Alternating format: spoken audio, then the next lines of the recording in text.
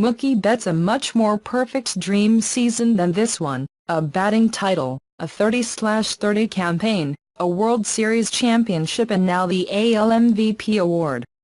The star of the Boston Red Sox hit .346 with 32 homers and 30 stolen bases. He won a Gold Glove in right field, led the majors in slugging percentage and AL in extra base, tied for the lead in the majors with 129 runs scored and outperformed the Los Angeles Angels' Mike Trout and the Cleveland Indians. The vote was almost unanimous for Betts, as he won 28 of the 30 first-place votes and was second in the 2 remaining votes. Several other players in the American League organized huge seasons, creating one of the deepest fields of MVP candidates in history. 5 position players finished with at least 7.9 WAR, the first time it had happened in the American League since 1912.